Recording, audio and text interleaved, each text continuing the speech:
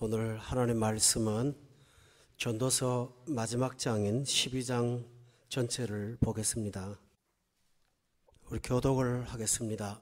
너는 청년의 때에 곧 너의 창조주를 기억하라. 곧 곤고한 날이 이르기 전에 나는 아무 낙이 없다고 할 해들이 가깝기 전에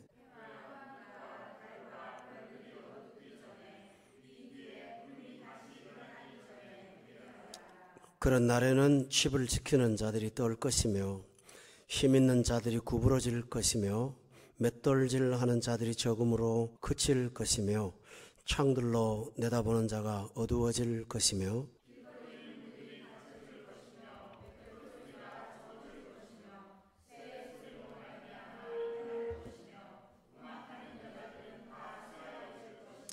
또한 그러한 자들은 높은 곳을 두려워할 것이며 길에서는 놀랄 것이며 살구나무가 꽃이 필 것이며 메뚜기도 짐이 될 것이며 정욕이 그치리니 이는 사람이 자기의 영원한 집으로 돌아가고 조문객들이 거리로 왕래하게 됨이니라.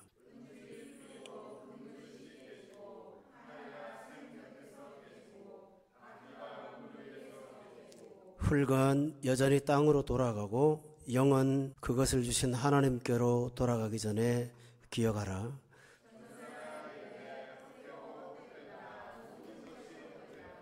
전도자는 지혜자이어서 여전히 백성에게 지식을 가르쳤고 또 깊이 생각하고 연구하여 잠언을 많이 지었으며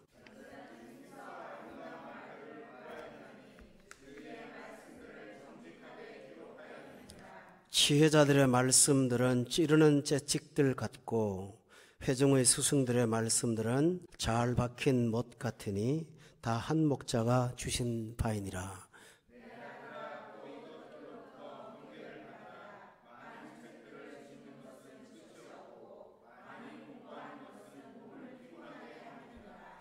일의 결국을 다 들었으니 하나님을 경외하고 그의 명령을 지킬지어다. 이것이 모든 사람의 본분이니라.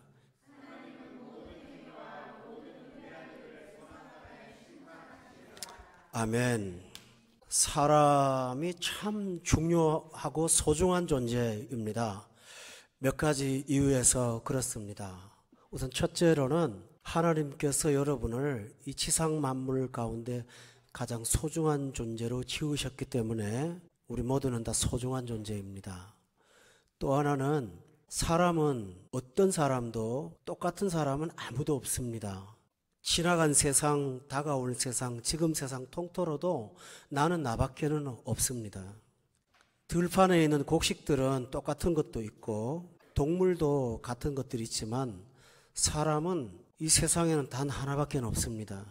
그래서 여러분 하나가 참 소중합니다.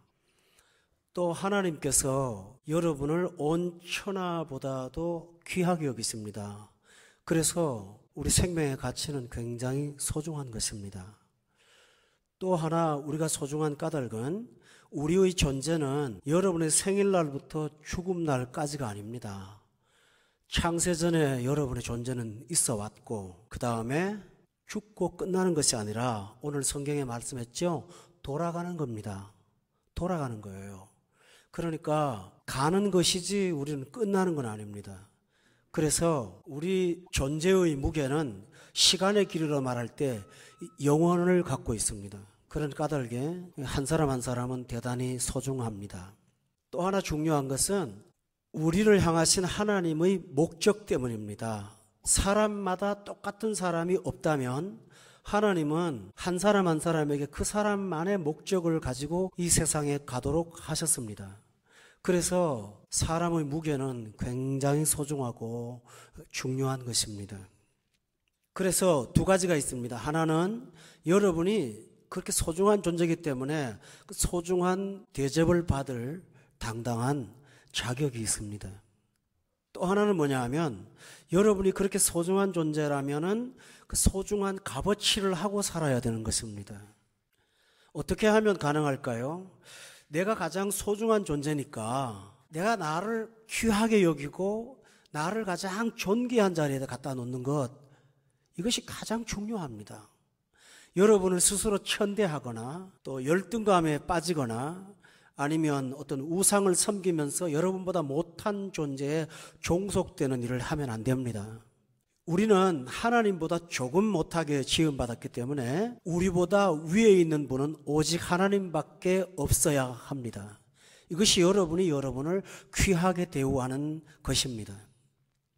하나님이 여러분을 하나님이 아닌 다른 어떤 존재보다 열등하게 여러분을 두면 하나님께서 그것을 굉장히 싫어하시고 그것을 우상 숭배라고 말씀하십니다. 그래서 우리 존재를 귀하게 여기는 방법은 하나님을 경외하고 그 근거로 당당하게 나 자신을 귀하게 여기며 살아가는 것입니다. 또 하나 우리가 이 땅에 사는 날 동안 내게 주신 고유한 목적이 있다면 우리는 꼭 해야 될 일이 두 가지가 있습니다. 하나는 하나님이 나를 왜 부르셨는지 그 이유를 찾는 것입니다. 나는 무엇을 하라고 불렀는지를 찾아야 되는 것입니다. 어떤 사람은 농부로 부르셨고 어떤 사람은 어부로 부르셨고 어떤 사람은 목수로 부르셨고 어떤 사람은 직장의 직장인으로 부르셨습니다. 그러나 직업의 종류를 부르신 것이 아니라 그 직업을 통해서 여러분이 처한 자리에서 하나님이 원하시는 사람이 되어라. 이것이 하나님께서 우리를 보내신 참 목적입니다. 엄마가 된다면 자녀를 하나님의 후손으로 키워야 되는 소명이 있습니다. 직장에 가셨다면 여러분이 몸담고 있는 직장을 통해서 이 사회를 복되게 하는 것이 우리가 할 일입니다. 학교에 가서 선생님이 되어서 가르친다면 여러분에게 공부하는 아이들은 학문만 배울 것이 아니라 여러분의 얼굴에 나타나는 하나님의 형상을 본받도록 이끌어 주어야 되는 것입니다. 우리가 학교에 가서 담임 선생님을 어떤 분을 만났냐에 따라서 그 아이는 성품이 형성됩니다. 교회도 같은 것 같아요. 교회도 목회자의 성품을 성도들이 자신도 모르게 자꾸 닮아갑니다. 그래서 우리 자신은 내가 원치 않아도 영향력을 행사하기 때문에 그만큼 이 세상을 사는 날 동안 우리는 좋은 영향을 끼치고 살아야 될 책임이 있는 것입니다. 그런데 중요한 사실은 우리가 무엇 때문에 부름받았고 내가 어디에 부름받았는지를 우리는 스스로는 알 수가 없다는 것입니다. 예수님께서 제자를 부를 때 내가 너를 장차 뭐가 되게 하리라 이렇게 말씀하신 것 기억하시지요? 이것은 예수님께서 너는 그렇게 살기 위해서 부름받은 거야 하고 가르쳐 주셨던 것입니다.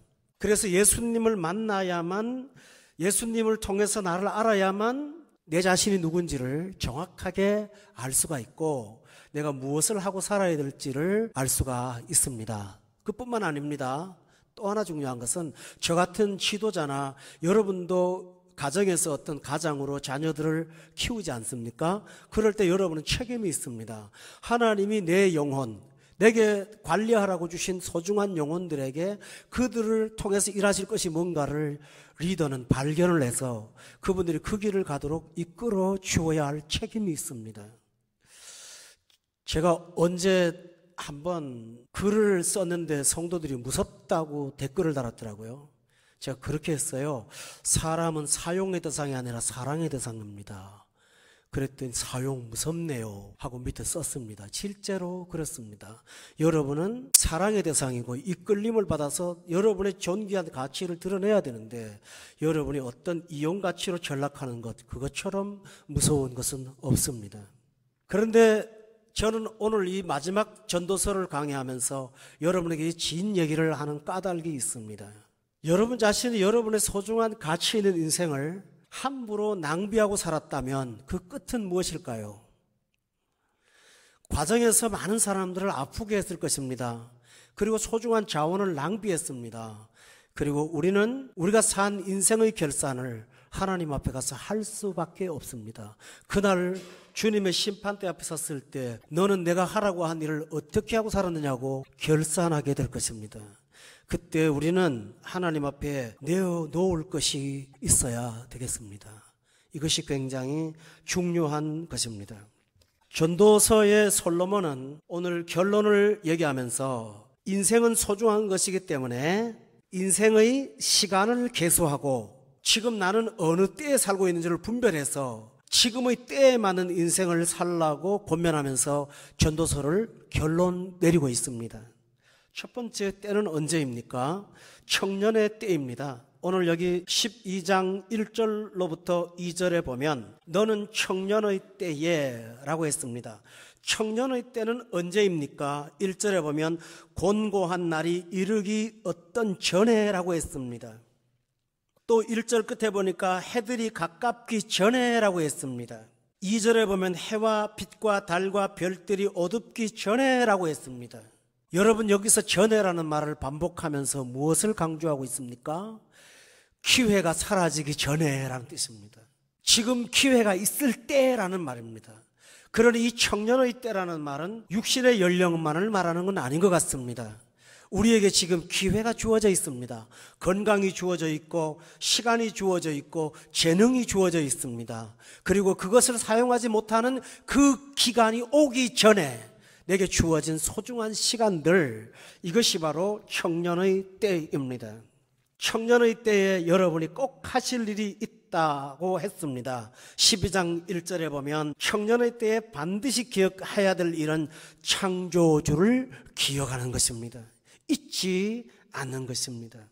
어떻게 기억할까요? 청년의 때에 그 소중한 시간들을 하나님과의 풍성한 교제로 채우라고 하신 것입니다. 젊을수록 바쁠수록 하나님과 풍성한 교제로 여러분의 인생을 채워 가셔서 가치 있고 풍성한 그런 시간들을 꼭 보내시기를 예수 이름으로 축원합니다. 저는 개인적인 얘기입니다만 하루하루가 너무 아깝습니다. 참 인생 짧아요. 주어진 시간들이 그렇게 많지가 않은 것 같습니다. 송구영신 예배 드린 제가 엊그제 같은데 벌써 3월 달이 중반을 넘었습니다. 목회를 할 수 있는 공식적인 시간들이 제게 얼마 남지 않은 다가오고 있습니다. 이 소중한 시간에 내가 뭘 붙잡아야 될까? 저는 그 생각을 늘 하게 됩니다. 그러면서 30년 이상 목회하고 지금 성경에 눈을 많이 뜬 게 있어요. 우리 교회 목회하면서 정말 성경에 눈을 많이 떴거든요. 제가 과거에 이런 진리를 발견하지 못했었어요. 참 말씀들이 좋다고는 들었지만 지금처럼 이렇게 풍성한 진리가 제 영혼에 꽉 차 있는 때가 없었거든요. 근데 젊은 날에 창조주와의 풍성하지 못했던 교제의 시간 때문에 안타까워요. 내가 돌아갔더라면 지금처럼 풍성한 주님과의 교제를 좀 나누면서 그 말씀의 깊은 영광 속에 들어가고 싶은데 시간이 지나가 버린 거예요. 솔로몬도 마찬가지입니다. 나이가 다 들었어요. 인생 노년에 실컷 놀 거 다 놀고 재미있는 거 다 재미 보다가 마지막 때 와서 겨우 진리를 깨닫게 됐어요. 그러니까 그는 그의 청년의 때가 너무 아까운 거예요. 여러분 기억합니까? 솔로몬이 젊은 때 뭐 했죠? 앞에 보면 노래 부르는 사람을 고용도 하고 사업도 크게 벌리고 공부도 많이 해봤고 뭐 여기저기 다니기도 해봤고 해보지 않은 것이 없다고 말을 했거든요. 그런데 시간이 지나고 돌아보니까 그 시간들을 너무 낭비했다는 것입니다. 그러면서 그는 또다시 자기 뒤를 따라 걸어오는 사람들한테 권면하기를 청년의 때에 창조주 하나님과 풍성하게 교제하고 살으라고 권면하고 있는 것이지요. 우리 한번 따라합시다. 하나님과 교제합시다. 그렇게 교제하며 사시기를 예수 이름으로 축원합니다. 아침 일어나시면 무엇부터 하십니까? 아마 바쁘실 거예요. 제가 제일 여유가 있는 것 같습니다. 다른 분들 출근하시고 또 출근하는 가족들도 준비시켜드리고 매우 바쁘시겠죠. 여러분이 가장 소중한 시간들을 떼어서 하나님과 말씀으로 교제하는 시간을 지금부터 꼭 지켜가시기를 저는 부탁을 드립니다. 이것이 여러분이 가치 있는 시간을 사는 것입니다. 왜 그런지 아세요? 금방 그렇게 하고 싶어도 안 되는 날이 다가옵니다. 3절로부터 6절에 보면 그 다가오는 것을 말하고 있습니다. 여러분 3절에 보세요. 그런 날에는 집을 지키는 자들이 떤다고 했습니다. 이게 무슨 말입니까? 몸이 집입니다. 몸이 어떻게 돼요? 떨려요. 외과 의사 선생님들이 일찍 의사 선생님 공식적인 활동을 접더라고요. 왜 그러시냐고 제가 물어봤더니 그 수술실에서 오랫동안 근무하신 의사 선생님이 40대 초반부터 손이 떨려갖고요. 손 떨리면 그때부터 수술을 못한대요. 그렇잖아요. 현미경 갖고 보면서 하는데 손이 떨리면 어떡해요. 근데요, 저도 떨어요. 여러분도 집에 가서 한번 해보세요. 떨어요. 근데 나도 모르게 고개를 떨고 다니고요. 다리를 떨고 다니고요. 집이 떨리는 거예요. 집중을 하고 싶어도 잘 안 되고요. 저는 우리 청년들이 글씨를 쓰는 게 참 예뻐요. 깨끗하게 글씨를 쓰는데 저는 쓰고 싶어도 손이 떨려서 글씨가 획이 자꾸 빗나가요. 하고 싶어도 안 될 때가 있다는 것입니다. 그러니 기회가 있을 때 하나님을 성실히 섬기라고 권면하고 있습니다. 여러분, 오늘 제가 이 말을 드리는 건 저희들은 해당이 없습니다 하시는 것 같아요. 좋습니다. 이 기회입니다. 또 하나 있습니다. 여기 뭘까요? 3절에 보면 맷돌질 하는 자들이 적어진다고 했습니다. 그 말이 무슨 말인지 아세요? 신체의 기능 중에서 맷돌의 기능을 하는 역할은 뭡니까? 치아잖아요. 이가 다 약해져 갖고요. 맛있고 영양가 있는 걸 먹고 싶어도 잘 먹지 못하는, 마음은 원하는데 육이 안 따라주는 거예요. 또 하나 보세요. 창들로 내다보는 자가 어두워진다. 여러분, 몸의 창은 어디입니까? 눈이죠. 어두워지는 거예요. 전 사실 여러분의 표정들을 잘 또렷하게 못 봅니다. 돋보기를 썼거든요. 앞에 거는 보이는데 여러분이 웃는지 우는지는 잘 몰라요. 그때 되면요, 돋보기 쓰시는 분들 아실걸요? 한 30분 책을 보면 어지러워서 책을 못 봐요. 되게 힘들어요. 젊을 때는 밤에 벼락 공부를 해도 괜찮았는데 지금은 눕고 싶어요. 너무 힘들어요. 뭐 멍하니 있는 건 있는데 책을 한 30분만 보시고 있으면 여러분 아마 소파에 가서 눕고 싶으실 거예요. 하고 싶어도 안 되는 때가 온다고 했어요. 또 하나 있습니다. 4절에 보면 길거리에 문들이 닫혀질 것이고 맷돌 소리가 적어질 것인다 그랬고, 새의 소리로 말미암아 뭐 한다고 그랬나요? 일어난다고요. 새는 이른 아침에 지적이죠. 잠이 사라지는 거예요. 더 자고 싶은데 잠이 안 오는 거예요. 또 하나 있습니다. 음악하는 여자들은 다 새하여진다. 그렇게 콸콸하던 목소리가 이제는 힘이 빠져서 성대가 낮아진다고 그렇게 말한 것을 표현한 것입니다. 그뿐만 아닙니다. 여러분, 5절에 보세요. 길에서도 놀라고 높은 것을 두려워한다고 그랬죠. 연세 많은 분들이 습관적으로 하는 말이 뭔지 압니까? 조심해라, 조심해라. 당신이 조심하면 될 텐데 자꾸 젊은 애들 보고 조심하라 그럽니다. 왜 그럴까요? 높은 것도 두렵고 그렇게 되는 거예요. 또 하나 있습니다. 살구나무가 꽃이 핀다고 했어요. 여러분, 살구나무 꽃 색깔 어떤 건지 아세요? 이른 봄에 제일 먼저 피는 꽃입니다. 완전히 하얀색은 아닌데요, 거의 흰색에 가까운 연분홍인가 하여튼 뭐 그래요. 이 살구나무 꽃이 뭘까요? 백발이 성성해지기 시작하고 얼굴에는 검버섯이 피기 시작합니다. 인생의 마지막 때를 이렇게 말하고 있습니다. 그렇게 육체의 기능만 상실되는 것이 아닙니다.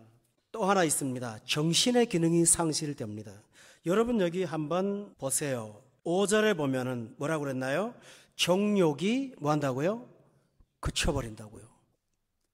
참 좋고 재미있고 막 느껴지고 감격하고 이런 어떤 감격들이요, 둔감해지기 시작하는 거예요. 그래서 막 즐거워하는, 너무너무 즐거운 그 시간에 가서도 그렇게 기쁨이 잘 와닿질 않고요. 또 너무너무 슬픈 일을 봐도요, 평생을 살다가 겪어서 이제 무덤덤해지기 시작을 하는 겁니다. 원욕이 사라지는 거예요. 쇼핑센터에 가서 사람들이 막 두리번거리면서 참 좋아할 때, 제가 한 40대 때 참 좋아했거든요. 그랬더니 나이 드신 집사님 따라가면서 목사님은 참 젊으네요. 그래서 왜요? 저걸 보고 너무 좋아하시니까 그렇죠. 저는 전혀 관심이 없습니다. 여러분이 길거리에 있는 옷들이 너무 사고 싶고 마음에 드세요? 아직 젊은 것이고 기회가 있는 것입니다. 근데 어느 날 아끼려고 사는 게 아니라 살 마음이 없습니다. 이만큼 원욕이 사라지는데 영적으로 문제가 됩니다. 만일에 성령 충만하지 못한 상태에서 그렇게 진행가면 은혜도 신드렁한 거예요. 그때 되면 하나님에 대해서 감격이 없어요. 뜨거움도 없고 눈물도 없고 무감각해지는 우울증적인 가사 상태에 빠지게 됩니다. 여러분, 그날이 올 수가 있다고 성경은 경고하고 있습니다. 또 주를 위해서 힘써서 일을 하려고 해도 몸의 기능이 따라주지 않으니까 그만 그리워만 하는 상황이 될 거라는 것입니다. 여러분, 이 내용들을 왜 상세하게 젊은 사람들한테 소개해야 할까요? 기회가 사라진다는 것입니다. 그러므로 기회가 있을 때, 청년의 때에 여러분이 낭비하지 말고 충성되이 주를 섬기라고 말하는 것입니다. 아멘. 어떤 분은 젊은 날에 넉넉하지는 못하지만 그래도 수입이 있었습니다. 그때는 뭐가 아깝고 아이들 생활 문제, 학교 문제 등등 때문에 하나님 앞에 헌신해야 되는 상황임에도 불구하고 그냥 넘겼습니다. 그런데 나이가 드시고 나니까 다 헛거라는 사실을 깨닫고 하나님을 위해서 좀 하고 싶어요. 그런데요, 그때는 경제력을 갖지 못했습니다. 그러니까 그 노인들은 공통점이 있어요. 목사님, 나 이번에 꼭 참여하고 싶은데 하면서 울어요.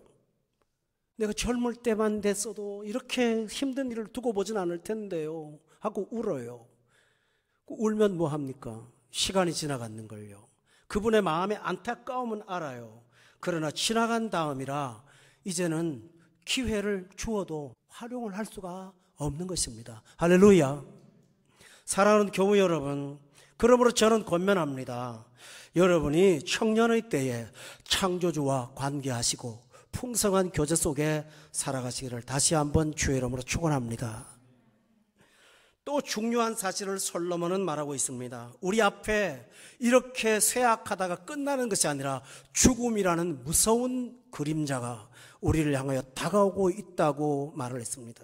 어떤 분은 그럽니다. 심장이 박동하는 시간은 어떻게 보면 시한폭탄의 째각째각하는 소리와 같다고 그렇게 표현을 했습니다.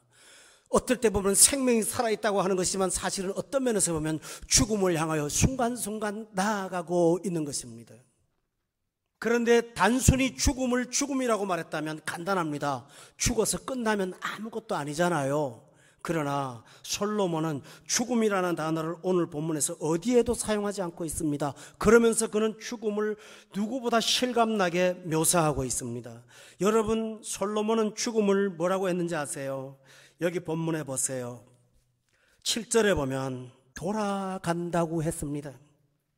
돌아간다고 했습니다. 여러분 주목해 보세요. 우리가 어디서 왔기에 어디로 돌아갑니까? 여러분이 성경적으로 대답해 보세요. 우리가 잘못하면 흙으로 왔으니 흙으로 돌아간다고 하죠. 그러나 우리의 존재는 흙 이전에 있었습니다. 그렇죠? 그렇다면 내가 돌아갈 곳은 어디일까요? 하나님 앞입니다. 근데 중요한 사실은 하나님 앞에 돌아가는 것이 중요한 게 아닙니다. 내가 돌아가서 다시 일생을 살고 결산을 내리는 그 앞에 갔을 때 영광의 주님으로 만날 것인가, 심판의 주로 만날 것인가, 그것이 기다리고 있는 것입니다, 여러분. 그래서 성경은 이렇게 말합니다. 7절에 보세요. 흙은 여전히 땅으로 돌아가지만 영은 그것을 주신 하나님께로 돌아간다고 분명히 말했습니다. 여러분, 우리는 모두 영을 가지고 하나님 앞에 서서 청년의 때에 살았던 날들을 반드시 결산하게 될 것입니다. 그게 길지가 않은 거예요, 그게. 본문 5절에 다시 보세요. 거기 보면 그 돌아가는 곳을 성경은 이는 사람이 자기의, 그 다음에 어느 집이라고 그랬나요? 영원한 집이라고 했습니다. 여러분이 잘 들어보세요. 이 영원이라는 말을 천국이라고만 생각하지 마십시오. 자기의 영원한 집으로 돌아간다고 했습니다. 여러분이 사도행전에 보면 가룟 유다가 제 갈 곳으로 갔다는 말을 쓴 거 혹시 보셨을지 몰라요. 저가 갈 곳으로 갔대요. 기억하세요? 근데 가룟 유다가 천국 갔을까요? 지옥 갔을까요? 그 말할 것도 없죠. 다른 사람은 잘 분간 못하겠지만 가룟 유다가 천국 갔다고 상상도 할 수 없잖아요. 그러면 뭡니까? 저의 갈 곳을 갔다는 말이 뭘까요? 그곳이 바로 영원한 곳이라는 거예요. 자, 우리가 이 땅에 살다가 힘들면 이사 갈 수 있어요. 너무 힘들면 끊을 수도 있어요. 저기 싫으면 이곳에 갈 수 있어요. 그러나 죽음 다음에 자리 잡은 그곳은 여러분이 이동을 못합니다. 이게 두려운 거예요. 이게 무서운 거예요. 지금은 기회가 있어요. 그러나 죽음의 순간 다음에 여러분에게 정해진 영원한 집은요, 영원히 바뀌지를 않아요. 이게 문제예요. 교회가 왜 존재합니까? 그 영원한 집이 정해진 사람들에게 참으로 가야 될 영원한 아버지의 집에 가야 되기 때문입니다. 여러분이 시편 23편에 보면 내가 아버지의 집에 영원히 거하리로다 기억하십니까? 내가 아버지 집에 영원히 거하리로다. 여러분은 아버지 집에 영원히 거하는 사람 되시기를 원합니다. 이것이 중요한 것입니다. 이 땅에 사는 날 동안 영원한 집을 향하여 걸어가는데 여러분의 영원한 집은 어디입니까? 공항에 가서 사람들이 출입하는 곳에 서 있어 보세요. 1년 365일 사람은 똑같이 왔다 갔다 합니다. 그러나 그 가운데는 30년 전에 그 자리에 공항에 있던 그 사람은 아마 벌써 흙이 돼 있을 것이고, 아닐까요? 어제까지 공항에 있던 어떤 사람 병원에 가서 끝난 사람이 있을 것이고, 얼마나 다양할까요? 제가 서울에 있는 백병원에 입원을 했을 때입니다. 제 평생 주의를 몇 번 빠진 적이 있는데 그때 빠졌습니다. 가지를 못하게 해갖고. 중환자실은 아니지만 절대 안정 치하라 그래서 바로 앞에 영락교회를 보고 교회를 못 갔습니다. 그 시간에 병원 안에는 아비규환입니다. 죽어가는 사람도 있고 살아있는 사람도 있는데 제가 밑에 봤어요. 거기가 명동 초입 아닙니까? 백병원이 서울에. 그러니까 백병원 오후쯤에 보니까 명동으로 젊은 아이들이 아기자기하게 웃으면서 걸어가는 인파들을 쫙 봤습니다. 그 앞에서 그 병원 안에는 죽어가는 사람들이 얼마나 많습니까? 여러분, 죽음은 일상입니다. 오늘 제가 이렇게 말씀을 전하자면 내일 우리 인생이 어떻게 될지 누가 압니까? 그러므로 저는 다시 한번 권면합니다. 여러분의 영원한 집을 이 땅에 있는 날 동안 만들어 가시기를 바랍니다. 그래서 따라합시다. 내 아버지 집에 영원히 거하리로다. 이것이 우리가 해야 될 가장 소중한 일입니다. 14절에 보십시오. 여기 보면 하나님은 모든 행위와 모든 은밀한 일을 선악간에 그날 심판하실 거라고 분명히 말씀하셨습니다. 그래서 청년의 때에 여러분이 기능이 상실됐을 때 안타까워하지 말고 힘 있을 때 주를 섬기며 살아가시기를 바랍니다. 그러면 어떻게 하는 것이 하나님과의 풍성한 교제를 나누며 살아가는 것일까요? 솔로몬은 이 세상에서 가장 귀한 일이 하나 있다고 말을 합니다. 그것은 뭘까요? 9절 10절입니다. 전도자는 해놓고 뭡니까? 깊이 생각했습니다. 여러분 기억해 두세요. 따라합시다. 깊이 생각했다. 또 10절에 보면 힘써 아름다운 말들을 구했습니다. 깊이 생각하고 힘을 써서 아름다운 말들을 구했습니다. 그리고 그는 정직하게 기록했습니다. 지금 솔로몬이 말하는 힘썼고 깊이 생각하는 모든 것들은 한마디로 말하면 하나님의 말씀입니다. 여러분이 인생에서 가장 소중한 것을 붙잡는다면 바로 그것은 하나님의 말씀을 붙잡는 것입니다. 그래서 교회가 하는 가장 중요한 일은 하나님의 말씀을 전해서 그 속에 있는 비밀을 나타내 주는 것입니다. 여러분이 교회에 오셨습니까? 하나님 말씀을 들으면서 이것이 비밀이구나 나타내 드리는 것입니다. 성경 구절 한 구절에 비밀이 나타나는 것입니다. 그걸 나타내 주는 것입니다. 그래서 목회자는 그 사람의 언변보다는 성경의 구절이 무엇인지를 밝혀주므로 여러분이 그 진리에 매료당하도록 하는 것이 저의 소명이고, 여러분은 그걸 붙잡고 남은 시간들을 살아가야 되는 것입니다. 이게 우리가 할 일이에요. 그래서 전도자도 말씀을 힘써 지었다면 여러분은 말씀을 힘써 읽고 묵상하고 순종하며 살아가시기를 주의 이름으로 축원합니다. 근데 오늘 본문은 이렇게 말했습니다. 전도자도 있고 지혜자도 있고, 11절에 보니까 지혜자들의 말씀도 있고 지혜자들의 말씀들이라고 하면서 복수를 말하죠. 어떤 분은 이렇게 말씀하고, 또 방송을 틀어보면 어떤 분은 이렇게 설교하고, 인터넷에서 사이트에 들어가 보면 또 어떤 목사님의 설교에 은혜를 받고, 똑같은 본문 놓고도 김 목사님이 한 설교와 박 목사님의 설교가 내용이 좀 다를 수가 있어요. 그러나 오늘 본문은 이렇게 말합니다. 11절 끝에 보니까 뭡니까? 다 한 목자가 주신 거라고요. 여기서 말하는 한 목자가 누구일까요? 바로 하나님이십니다. 그러므로 하나님께서 이 사람 저 사람을 통해서 다양하게 진리를 적용시키고 있으니 여러분도 하나님 말씀을 잘 들으시기를 바랍니다. 그런데 하나님 말씀을 잘 듣는다는 것은 어떤 것을 말할까요? 11절을 다 같이 한번 읽어보겠습니다. 시작.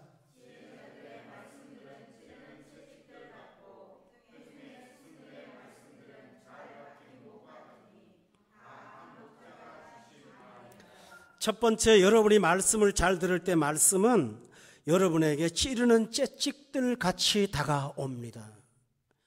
찌르는 채찍이 뭘까요? 말이나 짐승이 잘못 갈 때 바른 길 가라고 후려치는 거겠죠?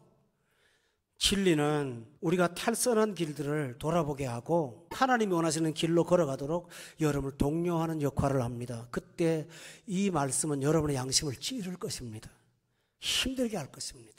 그러나 그것이 여러분에게 양식이라는 사실을 꼭 기억하시기를 바랍니다. 또 하나는 뭡니까? 잘 박힌 뭐 같다고 그랬어요? 이 성경을 기록할 당시에 그런 일은 없었겠지만 저는 혼자 생각을 해봤어요. 못이 참 필요한 데가 많죠, 그죠?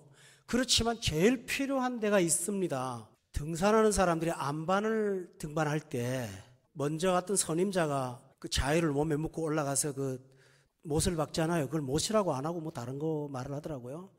박아서 안에 플라스틱으로 해서 끼워 넣으면 안 빠집니다. 그리고 난 다음에 거기다가 줄을 걸고 뒷사람들이 따라 올라오게 하죠. 그때 그 못의 역할은 얼마나 중요합니까? 많은 사람들의 생명이 거기에 붙여져 있습니다.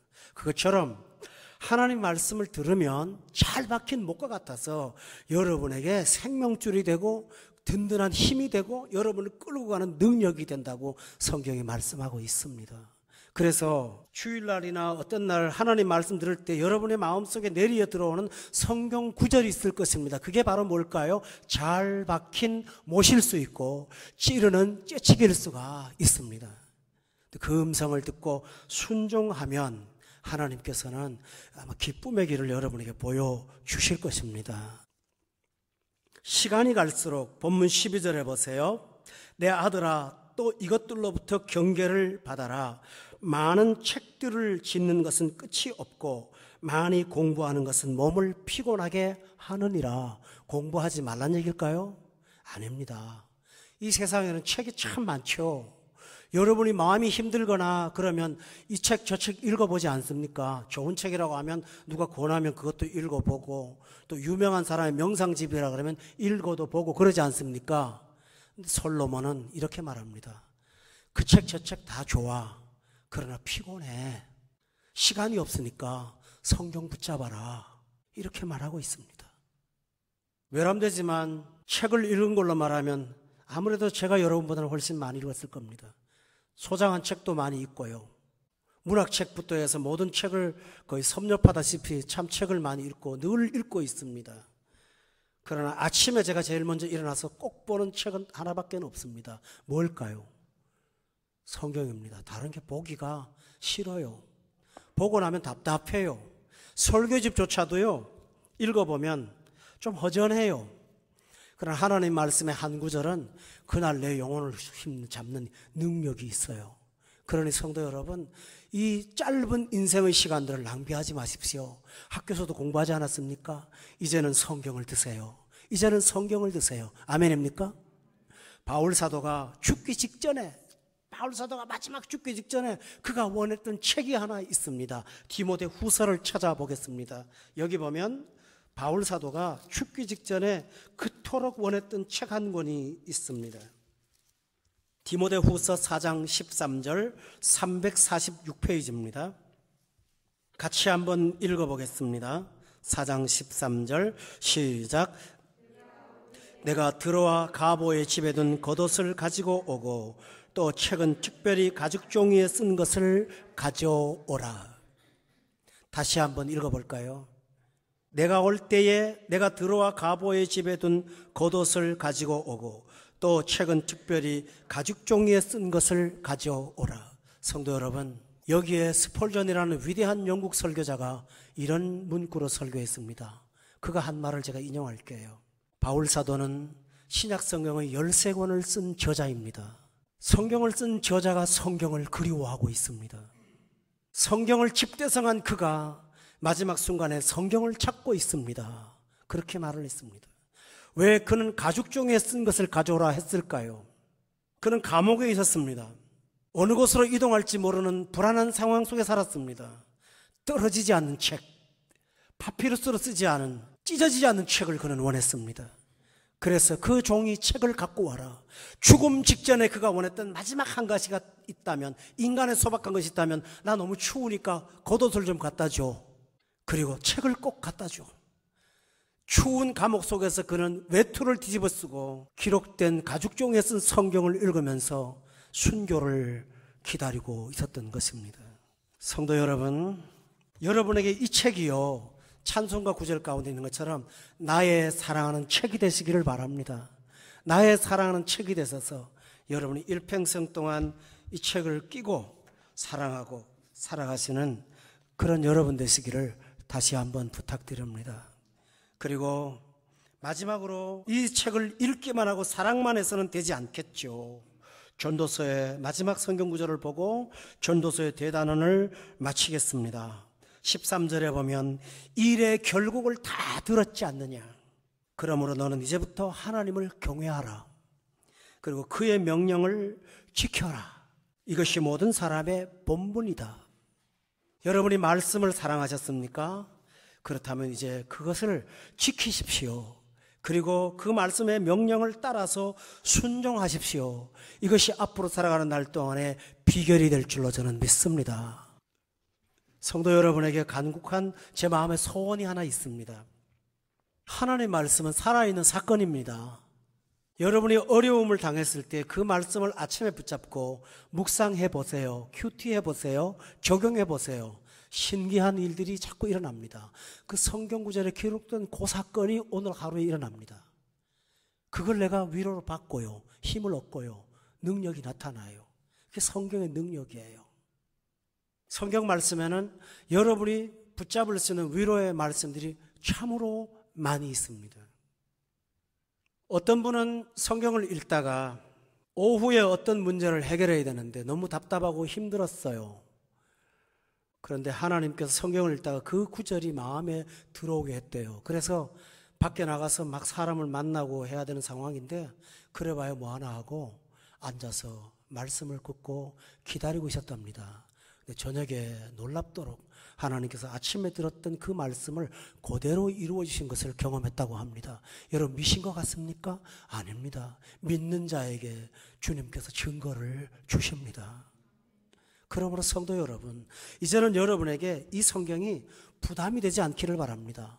어떤 분은 이 성경을 갖고 하나님을 배우고 싶은 학습소로 대하는데 좋습니다. 그러나 그 이상 넘어가시기를 바랍니다.